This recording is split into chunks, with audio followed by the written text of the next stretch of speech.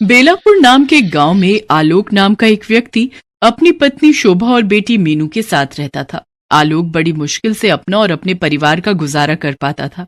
उसके पास ना तो कोई जमीन थी जिस पर वो खेती कर सके और ना ही कोई दुकान थी जिसके सहारे वो अपना घर चला सके। शोभा, अब हमारी मीनू भी धीरे धीरे बड़ी हो रही है और मेरे पास तो कोई जमा पूंजी भी नहीं है। पता नहीं कैसे पढ़ा पाऊंगा उसे। हे भगवान, हमारी मदद कर। गांव में अगर किसी के घर की या खेत की साफ सफाई करनी होती थी तो वो आलोक कर दिया करता था, जिससे उसकी थोड़ी कमाई हो जाती थी। मगर ये रोज का नहीं था, कभी उसे काम मिलता था तो कभी वो बेरोजगार रहता था। क्या करूं शोभा, कोई पक्का काम मिलता ही नहीं जिससे कि अच्छी कमाई हो जाए। आलोक किसी पक्के काम की तलाश में निकल पड़ता है। काम तलाशते तलाशते उसे शाम हो जाती है और वो घर आ जाता है। शोभा, अगर कुछ खाने के लिए बनाया है तो दे दे, मुझे बहुत जोरों की भूख लग रही है। जी, आज के लिए थोड़ा सा आटा और सब्जी बची थी, वो बना दी है, पर ना जाने कल का क्या होगा। ओहो, अब क्या कर सकते हैं, जो है वही ला दे। मैं खुद काम की तलाश में सुबह से भटक रहा हूँ, लेकिन कहीं काम नहीं मिल रहा। मैं तो परेशान हो चुका हूँ। जी, आप दुखी मत होइए, भगवान ने चाहा तो जल्दी ही हमारे अच्छे दिन आएंगे। आज तो ये रोटी सब्जी नसीब हो गई, लेकिन पता नहीं कल ये भी मिल पाएगी या नहीं। आलोक रोटी सब्जी खाते खाते काम के बारे में सोच रहा होता है, तभी वो सोच में पड़ जाता है।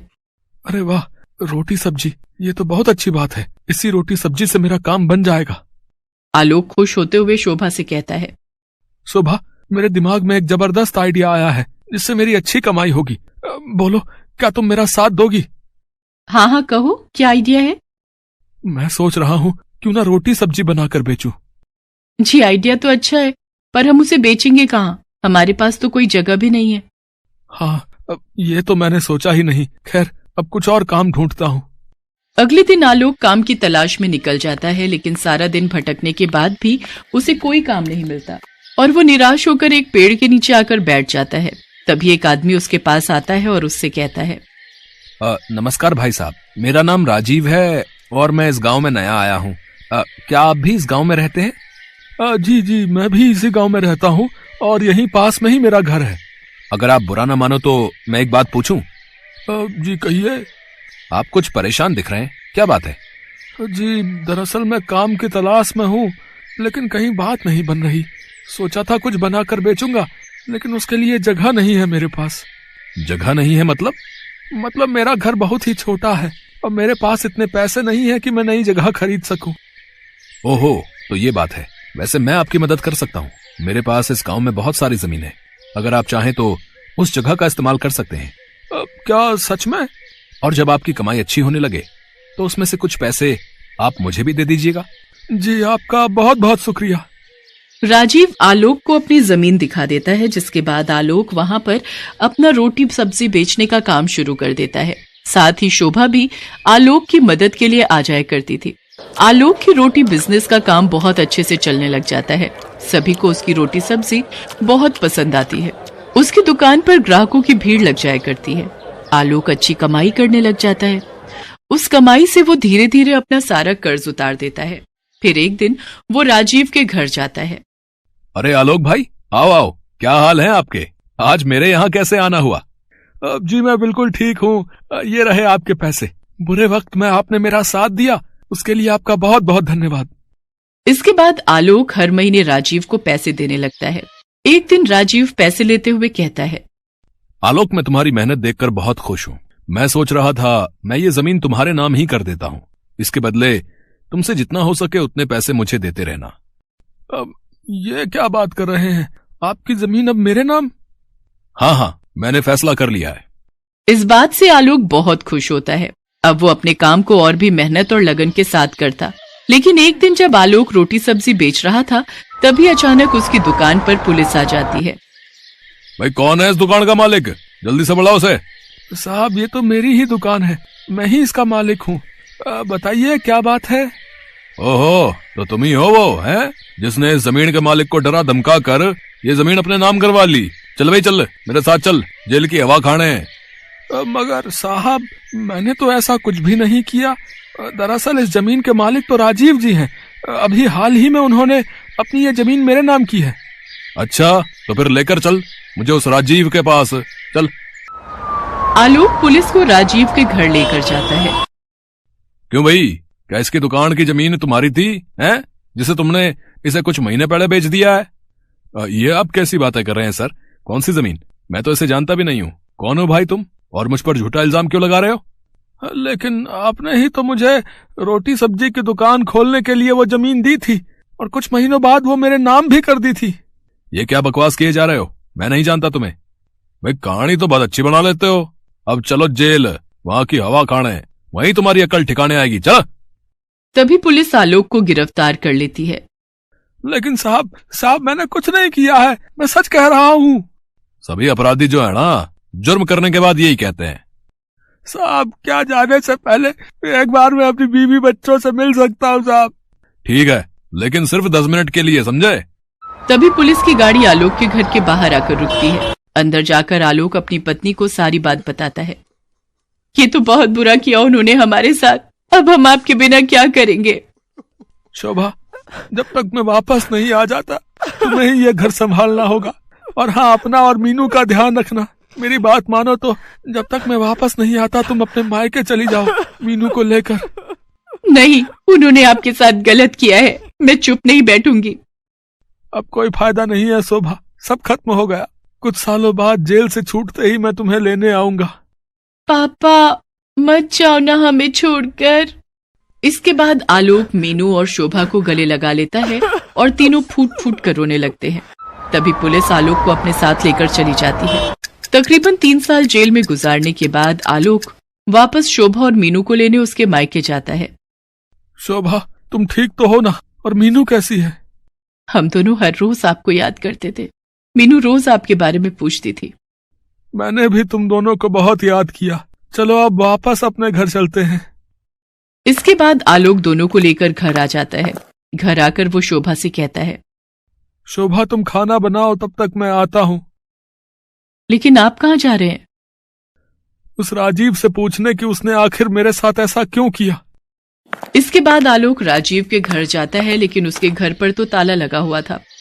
आसपास के लोगों से पूछने पर पता चलता है कि वो 1 साल पहले ही गांव छोड़कर जा चुका है। इसके बाद आलोक वापस अपने घर आ जाता है। शोभा, वो तो 1 साल पहले ही ये गांव छोड़कर जा चुका है। अब छोड़िए जी, उसको उसके किए की सजा तो भगवान जरूर देगा। अब आप अपने जीवन में आगे बढ़ने की सोचिए कि कौन सा नया काम ढूंढना है। हाँ शोभा, अब दोबारा से कोई नया काम ढूंढना पड़ेगा। वैसे जेल में मैंने काम करके कुछ पैसे कमाए हैं। जब तक मुझे कोई नया काम नहीं मिल जाता तुम इन्हीं से काम चलाओ। तभी आलोक का दोस्त राजू उससे मिलने आता है। क्या हाल है अशोक भाई? वैसे उस राजीव ने तेरे साथ बहुत बुरा किया भाई। छोड़ उन सब बातों को, बीती बातों को क्या याद करना। अब मैं आगे के बारे में सोचकर नए काम की तलाश में हूँ। बिल्कुल सही कहा तुमने। वैसे तुम्हारे गांव से कुछ दूरी पर एक शहर है, वहाँ रेस्टोरेंट और ढाबे बहुत कम हैं। अगर तुम चाहो तो वहीं जाकर अपनी रोटी सब्जी बेच सकते हो। ठीक है भाई, मैं सोचता हूँ। इसके बाद अगले दिन शोभा से कहकर आलोक शहर की ओर निकल पड़ता है। यहाँ तो एक भी जगह ऐसी नहीं दिख रही जहाँ मैं रोटी सब्जी लगा सकूं, पर वापस किसी से जमीन लेने की गलती मैं नहीं कर सकता।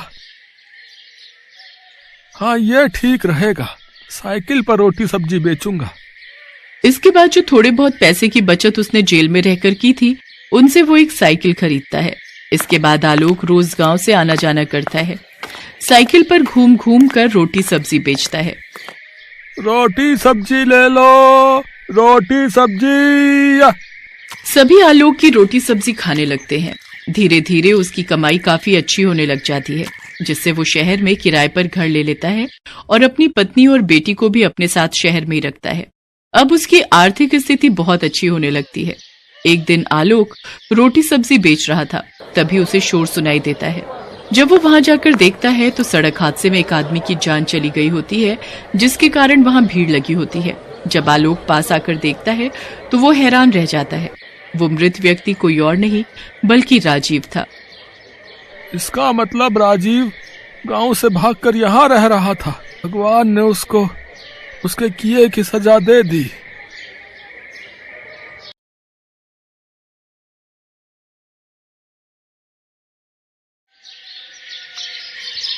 रामनगर के एक छोटे से गांव में कमला नाम की एक बूढ़ी औरत रहती थी। वो इतनी गरीब थी कि उसके पास 2 वक्त का भोजन भी सही से नहीं हो पाता था। वो अकेले ही रहती थी। उसके घर वालों में से उसके साथ कोई भी नहीं रहता था।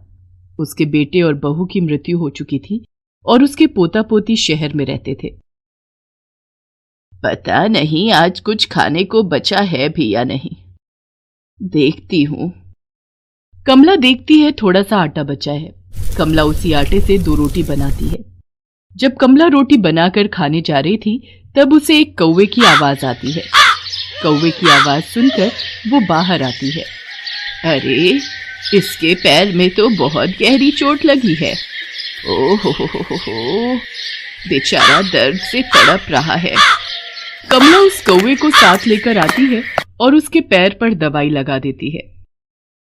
लगता है ये कौवा भूखा भी है। कमला ने अपने लिए जो 2 रोटी बनाई थी उसमें से वो 1 रोटी उसे दे देती है और वो कौवा रोटी को खा लेता है और फिर वहां से चला जाता है। अगले दिन शाम में वापस उसी वक्त वो कौवा फिर आता है और चिल्लाने लगता है। लगता है फिर वही कौवा आया है। कमला वापस अपनी रोटी में से 1 रोटी दे देती है। कुछ दिनों तक यही चलता है। वो शाम को कमला को आवाज लगाता और कमला अपने में से 1 रोटी उसे खिला दिया करती थी। एक दिन वो कौवा कमला से कहता है, मुझे तुमने कई बार भोजन करवाया है, बताओ तुम्हें क्या चाहिए? जो भी चाहोगी वो मैं तुम्हें दूंगा। मुझे बहुत कुछ नहीं चाहिए, बस इतना चाहिए कि मेरा गुजारा चल जाए और 2 वक्त का भरपेट भोजन मिल पाए। ठीक है, जैसा तुम चाहो। कौवा कमला को उसकी जरूरत की सभी चीजें लाकर दिया करता था। एक दिन गांव में बहुत बड़ी बाढ़ आ जाती है। इस बाढ़ में कमला की झोपड़ी बह जाती है। हे भगवान, ये क्या हो गया? मैं कहाँ रहूंगी, क्या खाऊंगी? कुछ दिनों तक वो कौवा कमला के पास नहीं आता है। लगातार 6 दिनों से कमला भूखी थी। 6 दिन बाद कौवा कमला के पास आता है। जब वो आता है तब वो देखता है कमला की हालत बहुत खराब है। वो चल भी नहीं पा रही है और अब उसका अंतिम समय भी आ गया है। एक राक्षस काला बादल बनकर यहाँ पर बाढ़ ला दिया था ताकि मैं तुमसे ना मिल पाऊं। मैं जहां जहां जाता हूं वो मेरे पीछे पीछे आता है। इसी वजह से मैं तुम्हारे पास नहीं आ पा रहा था। कोई बात नहीं। बताओ तुम्हारी आखिरी इच्छा क्या है? मैं उसे पूरा करूंगा। मैं चाहती हूँ कि तुम मेरे पोता पोती जो शहर में रहते हैं उनको मेरे पास लेकर आओ। मैं उन्हें आखिरी बार गले से लगाना चाहती हूँ। अच्छा, ठीक है। कौवा अपने जादू से देखता है कि वो कहाँ है। कमला के पोता पोती जिस शहर में रहते हैं, कौवा वहां चला जाता है और उनसे कहता है, तुम्हारी दादी की तबीयत बहुत खराब है। वो अपने आखिरी दिन में आ चुकी है। उनकी हालत बहुत खराब हो गई है और वो अपने अंतिम समय में तुम दोनों को देखना चाहती हैं। ये सुनकर कमला के पोता पोती कौवा के साथ आने के लिए मान जाते हैं। कौवा अपने ऊपर दोनों को बिठाकर लाता है। जब वो सभी वहां पहुंचते हैं तब तक कमला की मृत्यु हो चुकी होती है। वो देख सभी बहुत दुखी होते हैं और कमला की ओर देखने लगते हैं। ये नहीं हो सकता, मैं कमला की आखिरी इच्छा पूरी नहीं कर पाया। ये सुनकर कौवा जोर जोर से रोने लगता है। कैसी इच्छा? वो तुम दोनों को आखिरी बार गले से लगाना चाहती थी। हम लोगों ने कभी अपनी दादी से मिलने की कोशिश भी नहीं की, फिर भी वो अपने अंतिम समय में हमें ही याद कर रही थी। कौवे, तुम तो जादुई कौवे हो। तुम्हारे पास कोई ना कोई उपाय जरूर होगा। हमें बस एक बार अपनी दादी से गले लगाकर माफी मांगने दो। मुझे नहीं लगता है, मगर कमला के लिए हर वो कोशिश करूंगा जिससे उसकी अंतिम इच्छा पूरी हो। कौवा उसी वक्त वहां से उड़कर दूर गांव के किनारे अपने बाबा का इंतजार करने लगता है, जिन्होंने उसे ये जादुई शक्तियां दी थी। बाबा, मुझे एक मरे हुए इंसान को कुछ वक्त के लिए वापस लाना है। मेरे लिए ये बहुत ज्यादा जरूरी है। कृपया करके आप मुझे कोई उपाय बताएं। इसके लिए तो बहुत बड़ा बलिदान देना होगा, जिसमें खतरा भी बहुत है। मैं कोई भी खतरा उठाने के लिए तैयार हूं। बाबा, आप बस मुझे उपाय बताइए। तो सुनो, तुम उस इंसान को वापस ला सकते हो, मगर उसके लिए तुम्हें किसी और को उसकी जगह भेजना होगा, और जब तक वो इंसान धरती पर रहेगा उसके बदले कोई और मरा रहेगा। मगर इसमें एक खतरा है, अगर एक पल भी देर हुई तो वो इंसान धरती पर ही रह जाएगा, और उसके बदले जो मरा है वो मरा ही रह जाएगा। कौवा बिना कुछ सोचे कमला के पास जाता है, उसे 1 घंटे के लिए वापस बुलाता है और खुद की जान ले लेता है। जैसे ही कौवा मरता है, कमला जिंदा हो जाती है। कमला उठती है तो अपने सामने अपने पोता पोती को देखकर बहुत खुश हो जाती है। बच्चों, तुम दोनों को मैंने बहुत याद किया। दिन रात बस तुम दोनों के बारे में सोचती थी। हाँ दादी, हमें माफ कर दीजिए। हम कभी आपकी इज्जत नहीं कर पाए और न ही आपके साथ कुछ वक्त बिता पाए। हाँ दादी, हमें माफ कर दीजिए। कोई बात नहीं बच्चों, मैं तुम दोनों से बिल्कुल नाराज नहीं हूँ। कमला उन्हें जी भर कर प्यार करती है कि उन्हें वक्त का पता ही नहीं चलता है और 1 घंटा होने ही वाला होता है। मगर मैं यहाँ कैसे आई? मैं तो मर गई थी ना। अरे हम तो भूल ही गए दादी, वो बेचारा कौवा हमें आपके पास लाया। उसने 1 घंटे के लिए अपनी जान दे दी ताकि आप हमारे पास आ सके और हम आपसे मिल सकें। तब तो बच्चों मुझे जाना होगा। मैं उसकी जान नहीं ले सकती। आखिर उसी की वजह से मेरी ये अंतिम इच्छा पूरी हो सकी है। जैसे ही कमला जाने लगती है, उसके दोनों पोता पोती उसे पकड़कर रोने लगते हैं और कमला उन्हें चुप कराने लगती है। बच्चों, तुम दुखी मत हो। तुम दोनों से आखिरी बार मैं इतने अच्छे से मिल सकी, ये मेरे लिए काफी है। अब मुझे मत रोको, मुझे जाना होगा। कमला कौवा के पास जाती है और अपनी जगह उसकी जान वापस लाना चाहती है, मगर ऐसा कुछ नहीं हो पाता है क्योंकि कमला से 1 मिनट की देर हो गई थी। हे भगवान, ये मैंने क्या कर दिया? मैंने अपनी वजह से इस बेचारे कौवे की जान ले ली। नहीं नहीं, ऐसा नहीं हो सकता। मुझे उसे वापस लाना ही होगा। बच्चों, तुम दोनों यहीं रुको। मुझे पता लगाना होगा कौवा ने कहाँ से शक्तियाँ ली थी। अब उसकी जान वापस लानी होगी। दादी, मैंने उसे गांव के किनारे जाते हुए देखा था। कमला वहां से जाती है और कौवा कहकर पुकारने लगती है। तभी वो बाबा आ जाते हैं। कौवा, कौवा। क्या हुआ तुम्हें? तुम कौवे को क्यों बुला रही हो? कमला बाबा को सारी बातें बताती है। मैंने उससे कहा था कि इसमें बहुत खतरा है। जरा सी लापरवाही और जीवन की कुर्बानी। मुझे माफ कर दीजिए बाबा, मैं अपने पोता पोती को देखकर भावुक हो गई थी। मुझे वक्त का पता ही नहीं चला। कोई तो उपाय होगा जिससे मैं उसे वापस बुला सकूं। एक ही तरीका है, तुम्हें अगले 5 जन्म तक कौवे के रूप में ही जन्म लेना होगा, और साथ ही साथ अभी तुम्हें अपने पोता पोती के साथ जाकर उस कौवे को काले बादल से आजाद कराना होगा। तब जाकर तुम उसकी जगह ले सकती हो और उसे वापस बुला सकती हो। ठीक है बाबा, मुझे मंजूर है, मगर मैं उस काले बादल को उसके पीछे से भगाऊंगी कैसे? ये लो, इस त्रिशूल से तुम्हें उस राक्षस को मारना है और वो यहाँ से गायब हो जाएगा।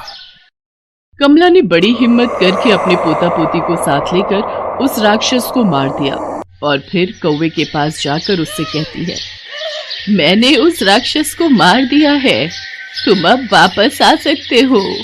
इतना कहते ही कमला कौवे की जगह चली जाती है और वो जादुई कौवा धरती पर वापस आ जाता है। कौवा राक्षस के चले जाने की वजह से बहुत खुश हो जाता है और फिर खुशी खुशी कमला के पोता पोती को उनके घर छोड़ आता है। और वो जादुई कौवा फिर कमला के पोता पोती को अपने जादू से मदद किया करता था। हेलो दोस्तों, कैसे हैं आप सब? हमारी कहानियाँ देखने के लिए हमारे चैनल को सब्सक्राइब कीजिए और हाँ, बेल आइकॉन पर क्लिक करना मत भूलिएगा।